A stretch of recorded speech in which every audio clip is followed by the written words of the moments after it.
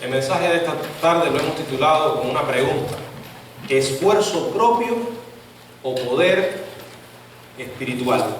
Padre, gracias por la oportunidad de traer tu palabra. En tus manos nos ponemos, reconociendo nuestra incapacidad humana y suplicándote que seas tú quien hable por medio de nosotros, Señor. En el nombre de Jesús, amén. Bueno, la realidad es que cualquier cosa que usted y yo intentemos hacer separados de Dios, sin depender de Él, hay una gran probabilidad de que le salga mal, muy mal. De hecho, no hay éxito en ninguna empresa que nosotros iniciemos separados de Dios. Y más aún, cuando Dios nos ha llamado a hacer algo y nosotros deliberadamente escogemos otra cosa. Por primera vez, en más de 3 años, los discípulos descubrían que tendrían que valerse por sí mismos. Ya el Señor no estaría con ellos físicamente. Sin embargo, Él dijo que vendría el Consolador y que estaría con ellos siempre. Él se encargaría de seguir proveyendo para sus necesidades como lo había hecho hasta ahora. De hecho, Él se estaría manifestando a través de ellos en la proclamación del Evangelio, porque la responsabilidad que Él les había entregado era ser pescadores de hombres, no pescadores de peces, como ellos, la mayoría de ellos eran, sino que ahora tendrían una nueva tarea. El Señor les dijo que estaría con ellos, que les estaría ayudando, que seguiría proveyendo para sus necesidades. Él lo dijo. Pero ahora llegaría el momento en que Él se los iba a ilustrar, se los iba a demostrar. ¿Cómo? Con un encuentro que tendría con ellos después de haber resucitado y cuando los discípulos habían tomado una decisión equivocada. ¿Cuál fue? Bueno, regresar a sus antiguas ocupaciones, aún después que el Señor les había dicho que tenía para ellos otra tarea. Quiero que veamos 2 ideas en el mensaje de esta tarde que nos pueden ayudar a considerar seriamente la necesidad de que nosotros dependamos de Dios en todas las cosas que hagamos. Muchas veces nos trazamos planes, metas, y lo doloroso de todo esto es que el Señor no aparece en ninguna parte. De hecho, nos viene a la mente el pasaje de Santiago cuando Él dice que muchos hacen planes, iremos, traficaremos, pero en lugar de decir, dice Santiago, si Dios quiere, haremos esto o aquello o lo otro. O sea, depender de Dios. El problema no está en que nosotros tengamos metas. El problema está en que dejemos a Dios fuera de esas metas. No es malo tener propósitos en la vida. El problema es hasta qué punto nosotros consultamos al Señor y dependemos de Él para que las cosas nos salgan bien. Si no lo hacemos, lo primero que va a ocurrir es que vamos a experimentar o vamos a ver de una manera mucho más evidente nuestra debilidad y nuestro fracaso. Por eso quiero que veamos en primer lugar la primera idea: debilidad y fracaso humano. ¿Por qué? Porque el Señor no estaba allí. Cuando Dios no está en algo, le garantizo que será un rotundo fracaso. Dice la palabra de Juan, capítulo 21, los versos del 1 al 5. Después de esto, Jesús se manifestó otra vez a sus discípulos junto al mar de Tiberias, y se manifestó de esta manera. Estaban juntos Simón, Pedro, Tomás, llamado el Dídimo, Natanael, el de Caná de Galilea, los hijos de Zebedeo y otros 2 de sus discípulos. Simón Pedro le dijo: voy a pescar. Ellos le dijeron: vamos nosotros a pescar. O sea, vamos nosotros también contigo. Fueron y entraron en una barca y aquella noche no pescaron nada. Cuando ya iba amaneciendo, se presentó Jesús en la playa, mas los discípulos no sabían que era Jesús. Y les dijo: hijitos, ¿tenéis algo de comer? Le respondieron: no. Bueno, este pasaje comienza con las palabras después de esto, ¿verdad? Esto es una referencia a un tiempo no específico, después de los acontecimientos que se relataron en el capítulo 20. Algunos de ellos lo hemos estado mirando en esta semana. Los discípulos habían salido de Jerusalén en dirección norte. ¿Hacia dónde? Hacia Galilea, como Jesús les había ordenado. Al parecer, los 11 no viajaron juntos en un grupo, pues en este incidente participan solo 7 de ellos. Y entonces, dice la palabra, después de esto, Jesús se manifestó a sus discípulos. Esta es una frase que hace referencia, hace énfasis en que después de la resurrección, ya Jesús no era posible ser reconocido si Él no se revelaba. De hecho, eso fue lo que hizo en el capítulo 20, sobre todo en el verso 14, donde dice: cuando había dicho esto, se volvió y vio a Jesús que estaba allí, mas no sabía que era Jesús. Aquí se está hablando de María Magdalena. Allí estaba Jesús y ella no fue capaz de reconocerle. O sea, después de la resurrección era necesario que Él se manifestase, porque de lo contrario ellos no podían reconocerle. Sin embargo, esto no se refiere solo a que no podían reconocerle físicamente, sino también espiritualmente. O sea, una persona no puede, como dice la Biblia, llamar a Jesús Señor si no es por el Espíritu Santo. Ellos tendrían la presencia del Espíritu en sus vidas. La promesa estaba, recuerdan en el capítulo anterior cuando sopló y le dijo: recibid el Espíritu Santo. Eso era un gesto simbólico de algo que se produciría muy pronto en Hechos capítulo 2, la venida oficial del Espíritu Santo. Bueno, dice la palabra que después de esto Jesús se manifestó otra vez a sus discípulos junto al mar de Tiberia. ¿Qué es el mar de Tiberia? Bueno, es lo mismo que el lago de Galilea. Los 7 apóstoles que participaron en este incidente, ahí están los nombres. Simón Pedro, siempre aparece marcando el paso en la cabeza, el primero. Parece que tenía un liderazgo entre los apóstoles. Tomás, llamado Dídimo, Natanael, el de Caná de Galilea, los hijos de Zebedeo y otros 2 de sus discípulos, probablemente Andrés y Felipe, quienes siempre tuvieron lazos muy cercanos con Pedro y los hijos de Zebedeo, y en otras partes de la Biblia aparecen juntos. Ahora, la primera insinuación de que las cosas no estaban del todo bien es la ubicación de los discípulos. Ellos no estaban en la montaña donde Jesús les había ordenado específicamente esperarle. En Mateo capítulo 28, el verso 16 dice: pero los 11 discípulos se fueron a Galilea, al monte donde Jesús les había ordenado. Él les mandó a Galilea, pero específicamente a un monte. ¿Pero qué está pasando aquí? No están allí. ¿Dónde están? Al parecer Simón Pedro, como buen Pedro,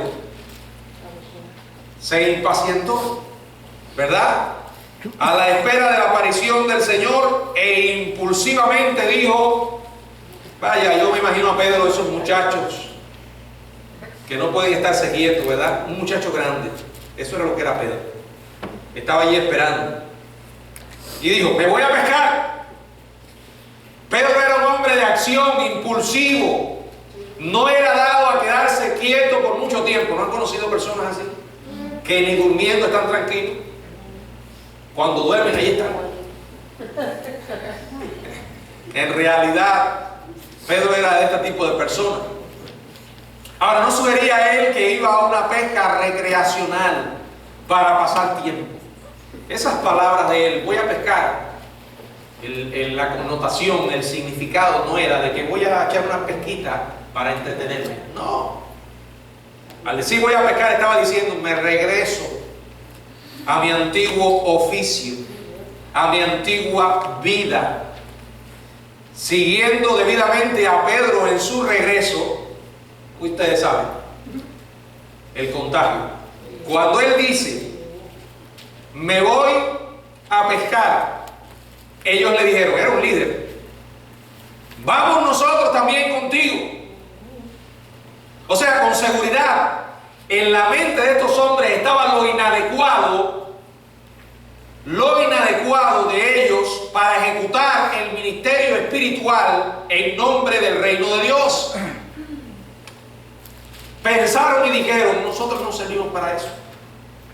Mejor regresamos a la pesca. En eso sí somos buenos. Y así fue. Los 7 fueron. Y dice la palabra que entraron ¿dónde? Entraron en una barca. Y tuvieron tremenda pesca. Óigame, estos hombres eran experimentados pescadores. No eran novatos. No eran algunos de nosotros que tomamos una varita y queremos ir a pescar y lo que pescamos es una noche de desvelo, ¿verdad? Estos hombres sabían dónde podían encontrar peces. Sin embargo, curiosamente, dice la palabra, aquella noche no pescaron nada. Aquí el Señor nos está diciendo algo a nosotros. Dios tiene un plan y un propósito para con cada uno de nosotros. Y cuando nuestros planes no encajan con los planes de Dios, no espere que las cosas le salgan bien. No, pero yo creo. Tú puedes creer lo que tú quieras. Dice la Biblia, y sabemos que a los que aman a Dios todas las cosas le ayudan a bien. Esto es aquello que conforme a su propósito son llamados. Aquí está hablando de los que aman a Dios y como consecuencia de ese amor a Dios están dispuestos a obedecerle. Dios encamina todas las cosas para bien. Ahora, ese bien no es lo que usted y yo consideramos generalmente como bueno. Muchas veces consideramos algo bueno y no es tan bueno. Sin embargo, lo que Dios desea para nosotros es lo bueno según su perspectiva. Y créanme, Él no se equivoca. Cuando Dios dice que algo es bueno de verdad. La Biblia dice toda buena dádiva y todo don perfecto desciende del Padre de las luces. Estos hombres formaron su propia agenda, regresaron a su antigua vida, fracasaron. Dice la palabra que no pescaron nada, pero benditas palabras, bendita experiencia, porque es en medio de esa experiencia donde Dios capta nuestra atención.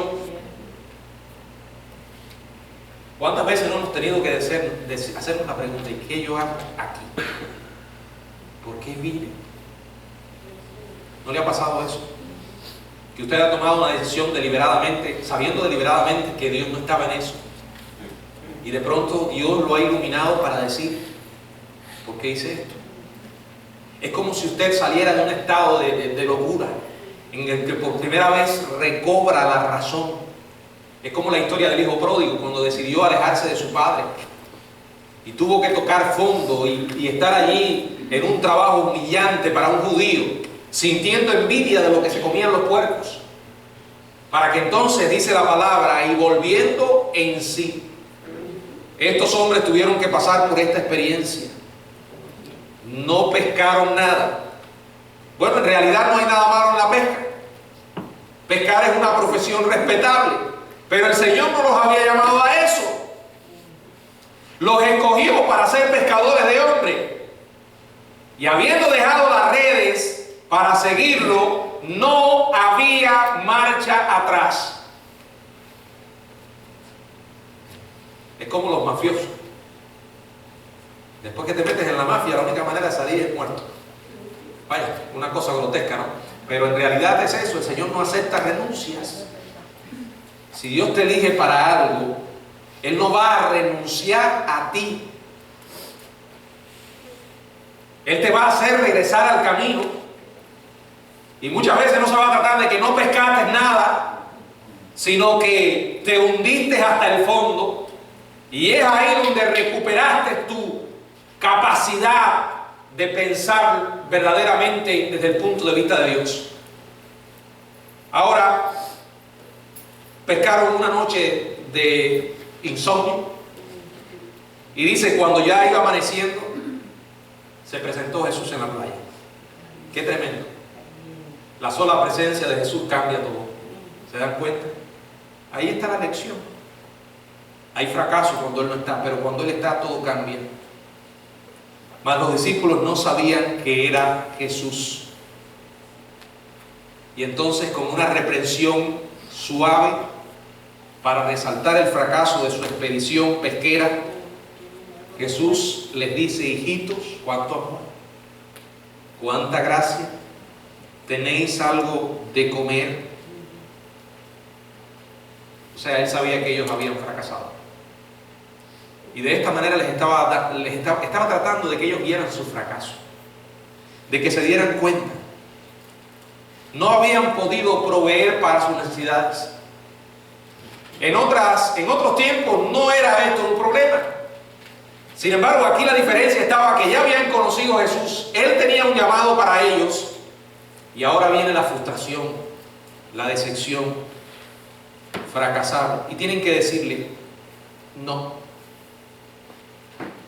No.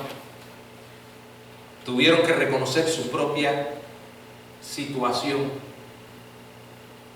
Él les dijo: antes de pasar a esta otra idea, quiero que consideren, hermanos, que el fracaso de los discípulos en aquella larga noche determinó su incapacidad para entregarse con éxito a cualquier empresa aparte del servicio a su Señor. Cuando usted y yo nos alejamos de Dios, solo vamos a manifestar nuestra debilidad y nuestro fracaso. Aquí quiero presentarle un desafío. No hay cosa que a Dios no le importe acerca de nosotros. Entonces el desafío es: cualquier situación que tengas en tu vida, consúltalo con Dios. Me maravilla extraordinariamente cómo la Biblia nos habla de David, cómo le preocupaba a David conocer la voluntad de Dios en todo lo que iba a hacer. Hubo ocasiones en que no consultó al Señor y pagó el precio. Así nos sucede a nosotros. Pero con la presencia de Jesús todo cambia. Con la presencia de Jesús se manifiesta su poder y el éxito divino. Y esta es la segunda idea que quiero compartirles, los versos del 6 al 14. Él les dijo: echad la red a la derecha de la barca y hallaréis. Entonces la echaron y ya no la podían sacar por la gran cantidad de peces. Entonces aquel discípulo a quien Jesús amaba dijo a Pedro: es el Señor. Simón Pedro, cuando oyó que era el Señor, se ciñó la ropa, porque se había despojado de ella, y se echó al mar. Y los otros discípulos vinieron con la barca arrastrando la red de peces, pues no distaba de tierra sino como 200 codos. Al descender a tierra, vieron brasas puestas y un pez encima de ella y pan. Jesús le dijo: traed de los peces que acabáis de pescar. Subió Simón Pedro, sacó la red a tierra llena de grandes peces, 153, y aún siendo tantos, la red no se rompió. Les dijo Jesús: venid, comed. Ninguno de los discípulos se atrevía a preguntarle: ¿tú quién eres?, sabiendo que era el Señor. Vino pues Jesús y tomó el pan y les dio, y asimismo del pescado. Esta era ya la tercera vez que Jesús se manifestaba a sus discípulos después de haber resucitado de los muertos. Aquí el Señor comienza a darles una lección inolvidable. Les dice: echad la red a la derecha y hallaréis. Quiero que se ubiquen. Estos hombres estaban cansados. Se habían pasado una noche en blanco. No habían pescado nada. Imagínense cuán frustrados estaban. Una expedición pesquera fracasada. Y además, no sabían quién era ese extraño. Yo me imagino que debieron haberse tentados a decir a ese extraño atrevido: vaya, de yo haber estado en ese lugar y en la posición de ellos y conociéndolos, ¿y tú quién eres? ¿Y este quién es? Métete en tus propios asuntos. Después de todo, eran pescadores experimentados. ¿Qué se creía ese que llegaba allí a decirle lo que tenían que hacer? ¿Acaso ese personaje que llegó allí podía diferenciar o pensaba que los peces sabían diferenciar entre lo que era la izquierda y la derecha, un lado u otro de la barca? Pero yo imagino que Jesús habló de una manera muy especial acá, aun cuando ellos no sabían quién era. Su voz debe haber resonado con una autoridad increíble. Me imagino, intento imaginar una voz que no permitía ninguna argumentación o duda. La voz que dice la palabra que les enseñaba como que tenía autoridad. Y fue tal la voz y la forma como Jesús se los dijo que obedecieron la orden. Para sorpresa de ellos, echaron la red. ¿Y qué ocurre? Dice la palabra que no la podían sacar por la enorme cantidad de peces. Tal como Jesús había alejado los peces durante la noche de la barca, porque esa fue la mano de Dios, ahora los estaba dirigiendo a todos a una dirección. El resultado, la red estaba tan llena que ni siquiera los 7 la podían sacar. ¡Qué tremendo! El fracaso de ellos y el éxito de Dios. ¿Qué marcó la diferencia? ¿Lo entienden? Lo que marca la diferencia es la presencia de Jesús. El discípulo a quien Jesús amaba, ¿sabemos quién es? Juan. Reconoció inmediatamente al extraño. El primero en ser iluminado después del milagro fue Juan, y le dijo a Pedro, quiero imaginar el gozo con que lo dijo: ¡es el Señor! ¡Es el Señor! Solo Él podía tener semejante conocimiento y semejante poder natural, sobrenatural. ¿Cómo se habrán puesto aquellos discípulos? Ahora, si usted quiere tener un vislumbre de cómo ellos se sintieron, aquí tienen a Pedro. Él habló por todos, el impulsivo Pedro, que estaba medio desnudo. Se ciñe la ropa, dice la palabra, porque se había despojado de ella.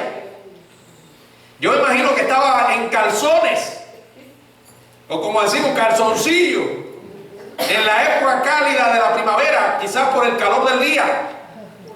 Y cuando escucha que es el Señor, siente un profundo temor, podríamos decir reverencia, al ver su propia indignidad y saber que el que estaba allí era Dios. Allí estaba el milagro. ¿Qué hizo? Se tira al mar. El deseo de Pedro por estar con Jesús era tan intenso